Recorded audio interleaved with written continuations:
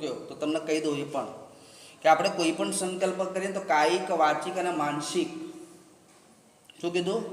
કાયિક વાચિક અને માનસિક અને પવિત્રતા 4 વસ્તુ હોય તો ધર્મ ન હચવાય, પણ 4માંથી એક વસ્તુ ન હોય તો ધર્મ હચવાય નહીં. તો કાયા દ્વારા પાપ થાય, માનસિક ભૂમિકા ઉપર પાપ થાય, વાચાથી પાપ થાય અને મનથી પાપ થાય. બરાબર? તો આ પાપ નિમિત્તે એક ગૌદાન કરવું પડે. જેટલું ભૂમિનું દાન કરીએ ને એટલું અત્યારે ગાય કળિયુગમાં આપવા જાઓ ને તો 1,10,000 નહીં આવે. તમારો ફ્લેટ છે 35 લાખનો, 10 ભાગ કાઢવા જાય તો 3.5 લાખ રૂપિયા બ્રાહ્મણને દક્ષિણા આપવી પડે, પણ શક્ય નથી. આ સત્ય હકીકત છે. હું આ એક એક્ઝામ્પલ બતાવું છું, લેવાના નથી. પરંતુ આનું કારણ શું તો કહેવાય છે કે મેદીની શાલ્ય દોષમ પરિયાર્થમ. જ્યારે આ બિલ્ડિંગ બની, બરાબર, તો કેટલા ઘર તૂટ્યા એ મને કહો. સાપનું ઘર તૂટ્યું, વીછુનું તૂટ્યું, મકોડાનું તૂટ્યું, ઉંદરનું તૂટ્યું, દરેક જીવોનું તૂટ્યું. હવે આ 84 લાખ યોનિ છે. ગરુપુરાણમાં એવું કહે છે 84 લાખ યોનિમાં મનુષ્યને આ ઘર તોડ્યા એટલે મહાન પાપ લાગે. હવે આ યુનિ આપણોને પણ મળે, કેટલી મળે? 10 લાખ યુનિ મળે. કેટલી લાખ? હવે 84 લાખ યુનિ ગણવી તો હું તમને ગણાવીને બતાવું. બરાબર? આપણને 10 લાખ અવતારીમાં મળે કરે જળના દેવોમાં, જળના જીવોમાં. માછલી છે, જનજંતુ છે, ફિક્સ આ બધી જીવ જળમાં રહે. એનાથી આગળ કીધા બીજા 10 લાખ વેલ, પાંદડો અને ઘાસચારો. એનાથી આગળ જાઓ તો પશુઓ, પક્ષીઓમાંથી મળે. કબૂતર છે, ચકલી છે, કાબર છે, કોકલ છે, કોયલ છે, આ બધા અવતારમાં મળે 10 લાખ. 10 10 10 કેટલી થઈ? 30 લાખ અવતાર થયા. એનાથી આગળ 10 લાખ પ્રાણીઓમાં મળે. કેટલા? પ્રાણીઓમાં. અને પછી મોટા વૃક્ષો, તમને કહેવાય વૃક્ષોમાં 20 લાખ અવતાર પ્રાપ્ત થાય. કેટલા? 20 લાખ. અને પછી છેલ્લા 10 લાખ થાય છે શીમાં ખબર છે? તિતલી, અંદર જીવજંતુઓ, મચ્છર છે, માકણ છે, કોકરોચ છે, આવા જીવજંતુઓ. અને 4 લાખ મનુષ્ય અવતાર પ્રાપ્ત. કેટલા? 4. આટલી બધી યોનિમાં ફરતા ફરતા મનુષ્ય અવતાર મળે. તો મનુષ્ય અવતારમાં કેમ આવ્યું કે મનુષ્ય અવતારમાં પાપ હોય ને એ પાપનું નિવારણ કરવા માટે આપણે ભગવાન જન્મ આપે છે. માના ગર્ભમાં જાણે એક રકાય, અહીં તમે ભગવાનની સોપારી મૂકી, પણ જ્યારે માના ગર્ભમાં જીવ ઉત્પન્ન થાય તો પણ શું મુકાય છે? સોપારી. તો આપણે અહીં કળશમાં શું મૂકીએ છીએ? સોપારીનો રૂપિયો મૂકીએ. અને સોપારીનો આકાર કેવો છે? ગર્ભ જેવો છે, ડૂંટી જેવો નીચેથી. તો આ બધી પૂજાઓ શાના માટે? કે આધ્યાત્મિક વિજ્ઞાન છે, તત્વ જ્ઞાન છે. આપણે તત્વને સમજીએ ને તો આપણને પૂજામાં આનંદ રહે, પણ તત્વ ન સમજીએ તો પૂજામાં આનંદ આવતો નથી. તો આપણે ગ્રહ પ્રવેશ કરવા બે તો કહેવાય કે ગ્રહ પ્રવેશમાં મહારાજ શું આપણે કહીએ કે ભાઈ કુંવારી કે દીકરીને બોલાવીએ, મહારાજ ફાળ મુહૂર્ત કરાવી બે, ચલો આપણે દીકરીને બોલાવીને આપણે પૂજા કરાવી દઈએ. પણ મંત્ર દ્વારા અને શાસ્ત્રો દ્વારા પૂજા કરો ને તો આ પૂજા કર્યા પછી તમે વાસ્તુ એક સમયે ન કરાવો ને તો પણ ચાલી જાય. કેમ? તો શાસ્ત્ર અનુસાર તમે કર્મ. પણ આપણે શું કરીએ? અહીંના નગર હવેલીવાળા આપણે કરીએ છીએ શું ખબર? આપણે વાસ્તુ ક્યારે કહીએ કે આપણે ભોગ ભૂમિએ ભોગવીએ પછી આપણે વાસ્તુ કરીએ. દીકરાનું લગ્ન આવે એટલે વાસ્તુ કરવું પડે, પણ એ તદ્દન ખોટું છે. શું કીધું છે? તદ્દન ખોટું.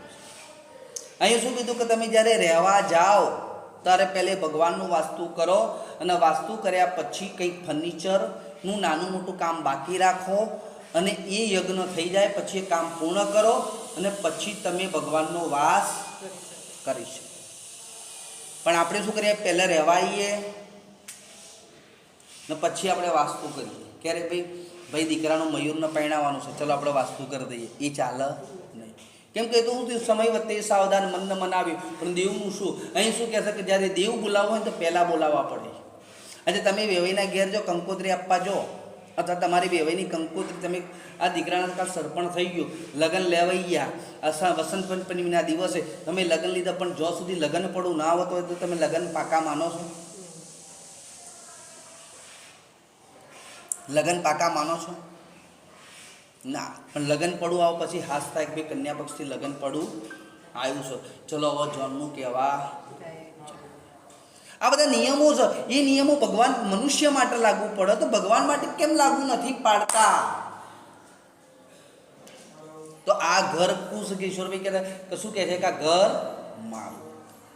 પણ મારા ભાગવતમાં મારા મહર્ષિ વ્યાસજીની કીધું છે, ડોંગરીજી મહારાજે, આ ઘર મારું નથી, આ ઘર મારા પ્રભુનું છે, આ ઘર મારું નથી, આ ઘર મારા નારાયણનું છે, આ ઘર મારું નથી, આ ઘર મારા રામનું છે. જ્યારે આ માનીને તમે સત્કર્મ કરો તો તમારું ઘરમાં 10 વર્ષની અંદર બીજું ઘર સંકલ્પ કરો અને મારો રામ.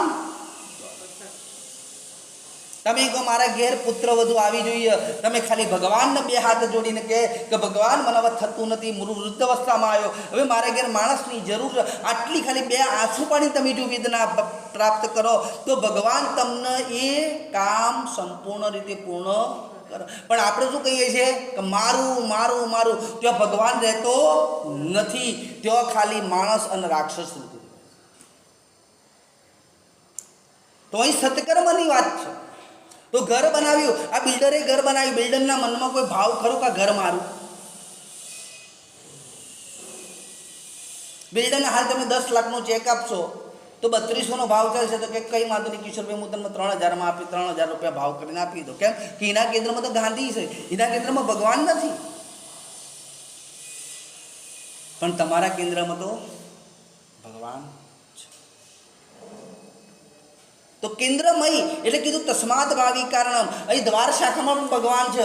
આ અહીં ભગવાન ગણેશ બેહ્યા છે, અહીં દુર્ગા વિરાજમાન છે, અહીં ચંડાલ વિરાજમાન છે, ઓય સપ્ત ઋષિ પ્રણવાન છે, અહીં 4 વેદ વિરાજમાન છે, અહીં કણ કહેવાય છે મધ્યમમાં પ્રચંડ ગાયત્રી વિરાજમાન છે, અહીં કહેવાય છે દુર્ગા. આવા 16 દેવો ભગવાન શાખામાં આવેલા છે.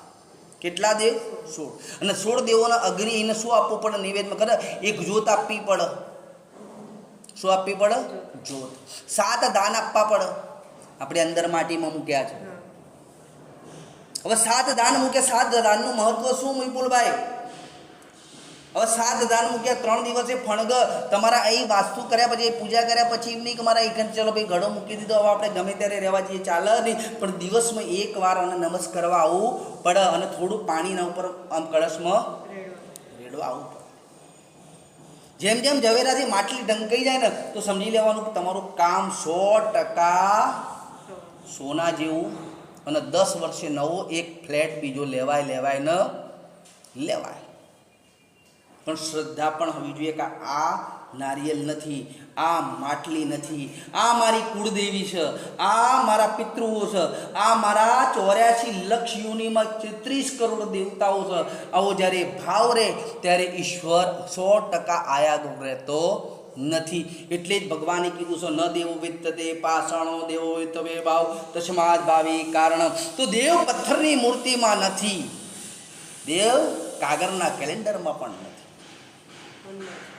तो देव लाकड़ा में पण नहीं, तो देव कहते तस्माद भावी कारण मैं तेरे भीतर हूँ और तू मेरे भीतर. तो એટલા માટે કીધું છે કે જ્યારે સંકલ્પ કરીએ ને તો આપણે ગૌદાન કરવું પડે. ગૌદાન વગર સંકલ્પ થાય નહીં. એટલે 3 વાર બોલો વિષ્ણવે નમઃ, વિષ્ણવે નમઃ, વિષ્ણવે નમઃ. હવે ખાલી સાંભળવાનો વિષ્ણોર વિષ્ણોર વિષ્ણોર વિષ્ણોર વિષ્ણોર વિષ્ણોર વિષ્ણુર. શ્રીમદ ભગવતો મહાપુરુષસ્ય વિસુરાજ્ઞાવર્તમાનસ્ય શ્રી શ્વેતવારા વૈવસ્વંત્રે અષ્ટાવિકલિગે કલિપ્રથમ ચરણે ભૂલોક્ય પરખંડે જંબુદ્વીપે કન્યાકુમારી ક્ષેત્રે આર્યામ તીથો દવણ ગંગા પ્રદે શૈલવાસ નગર પરિષદે સાકેત સોસાયટી ફ્રેશ 2 નિવાસે શ્વાલીવાળ 1946 માત્રે विक्रम संवत 2081 मासे महामासे पवित्र मासे कार्तक मासे कृष्ण कृष्ण पक्ष्याम एकम्याम तिथि शनिवासरे विष्णु से स्थित नक्षत्र विष्णु से स्थित यथा राशे मेष राशे स्थिति गुरु शुभ पुण्य तिथो. बोलो मम ब्रह्मादि कश्यप गोत्रो तन्नो अहम प्रजापति औटंग धारणे पितृ नामनु पितृ नाम पितृ नामे पुत्रस्य किशोर कुमार नामे यजमानो सपत्निको अहम. बोलो मम आत्मन श्रुति स्नुति पुराणुक्त पुण्यफल प्राप्ति अर्थम धर्म अर्थ काम मोक्ष चतुर्विध पुरुषार्थ सिद्धि अर्थम सभायाम राजद्वारे व्यापारे यश कीर्ति વિજય લાભાદિ પ્રાપ્તિ ઇહ જન્મની ગત જન્મની પાતક મહાપાતક દોષ નિવૃત્તિ અર્થેન નૂતન ગૃહે મેદિની શાલ્ય દોષ પરિયાર્થમ બ્રાહ્મણ દ્વારા વર્ધિની કલશ સ્થાપન પ્રતિષ્ઠા પૂજન કર્મ મહમ આચરિષ્યે ઓમ એમ રીમ ક્લીમ ચામુંડાય વિચ્ચય નમઃ ઓમ નમો નારાયણાય નમઃ ઓમ નમઃ શિવાય. અહીંયા આગળ મૂકી દો. અહીં વિષ્ણુ નારાયણાય દેવતાભ્યો નમો નમઃ. બંને પતિ પત્ની ચમચી પાણી પકડો, થાળીમાં પાન મૂકી દો. થાળીમાં પાન મૂકી દો. હા, હવે પાણી પકડો. તત્રાદોદરિવિકતા સાંગદા સિદ્ધદમ ગણપતિ ભોજનમ નિગ્રહણ કલસ્વન સત્ય પુણ્યવાચનમ સાપ્ય દેવતાના પરિવાર પૂજનમ બહ દીપ પૂજનમ સૂર્ય પૂજન પર આચર રૂપકડામાં હમ કરીશીએ. ચમચી મૂકી દેવાની ને ભગવાનને નમસ્કાર કરી આપવાના.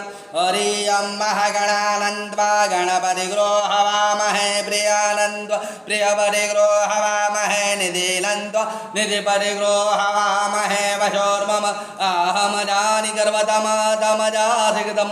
ઓમ ગંગણપતે નમઃ ઓમ ગંગણપતે નમઃ. બે હાથ પૃથ્વી પર રાખવાને. હવે આપણે આ ઘરમાં આવી ને તો આ ઘરમાં એક નવો નિયમ પાડવો પડે. શું નિયમ પાડવો? કે આપણું ઘડી પણ સુધારવું હોય તો નિયમ પાડવો પડે. તો ઘડી પણ સુધારવા માટે શું કીધું? આપણે અત્યાર સુધી મોહ એના માયામાં તો પડ્યા, હજુ પણ માયામાં છીએ. પણ માયામાં રહેતા પણ આપણે ઈશ્વરની પ્રાપ્તિ કરવી પણ તો બે આસન લાવવા. કેટલા આસન? પતિનું આસન પત્ની ના લઈ શકે, પત્નીનું આસન પત્ની ના લઈ શકે. બે ગાય બે તુલસીની માળા લાવવી પડે. પત્નીની માળા પતિ ન લઈ શકે અને પતિની માળા ન લઈ શકે. આ આપણે રોજ નિયમ, નિત્ય નિયમ બસ પણ આપણે 11 વર્ષ સુધી કરતા રહીએ ને. કેટલા વર્ષ? તમે લગ્નમાં જાઓ પણ તમે આસન માળા અને ગૌમુખી આ લઈને જાઓ, તમે એને જપ કરી જો ને. કોઈ નહીં જપ કરો, ખાલી જય શ્રી રામ જય રામ જય જય રામનો જપ કરશો ને. કોનો? શ્રી રામ જય રામ જય જય રામ. એની ખાલી તમે 16 માળા કરશો તો પણ તમને સારું પરિણામ મળે. આપણે કૃષ્ણનું જે ભાગવતમાં વર્ણન સાંભળ્યું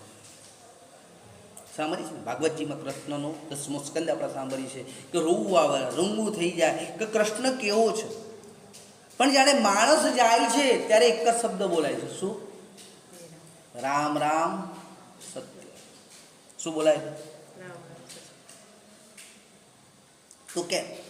તો એનું એક રામાયણમાં એક અદ્ભુત રહસ્ય બતાવ્યું છે કે જ્યારે રામ લખીને એક આવડો પથ્થર હતો, પથ્થર ઉપર રામ લખ્યું ને એ પથ્થરને સમુદ્રમાં મૂક્યો તો પથ્થર ડૂબી ગયો. ત્યારે હનુમાનજી હસવા લાગ્યા. તો હનુમાનજી કહેવા લાગ્યા, કેમ હસો છો? રામને પૂછ્યો કે હનુમાન તું શા માટે હસે છે? ત્યારે કીધું કે જેને રામ રાખ અને રામ જો છોડી દે તો આ જગતને કોણ સાચવશે? એટલે તમારું નામથી પણ અદ્ભુત રહસ્ય છે રામ. 2 જ અક્ષરનો છે રામ. પણ એના ટોટલ મારવા જાઓ ને તો 108 થાય. કેટલા? પણ એનું ગણિત કાઢવું બહુ અદ્ભુત છે. એટલે કહેવાય એકો આસન, એકો જગા, એકો મંત્ર અને એકો દેવ. એક આસન હોવી જોઈએ, એક જગ્યા આવી જોઈએ અને એક મંત્ર હોવું જોઈએ. તો આજનો મંત્ર તમારો શું છે ખબર? શ્રી રામ જય રામ. જેમ કે રામ મંદિર માટે અનેક હિન્દુઓ, અનેક આપણા ભાઈઓએ બલિદાન આપ્યું. શું આપ્યું છે? બલિદાન. ને આજે પણ એ બલિદાન આવ્યો. આજે મારો લાલો આવી ગયો, આજ મારો રામ આવી ગયો, આજ મારો કૃષ્ણ આવી ગયો છે. તો આપણે પણ એને ભૂલાય. એટલા માટે કહેવાય છે એકો આસન, એકો જગા, એકો મંત્ર. આ મંત્ર ઉપર આપણે ભગવાનની પૂજા કરવાની કે ભગવાન તે આપ્યું, આ મારું નથી, આ તારું જ છે અને તને અર્પણ કરી દો. આવો ભાવથી આપણે ઘર લઈએ.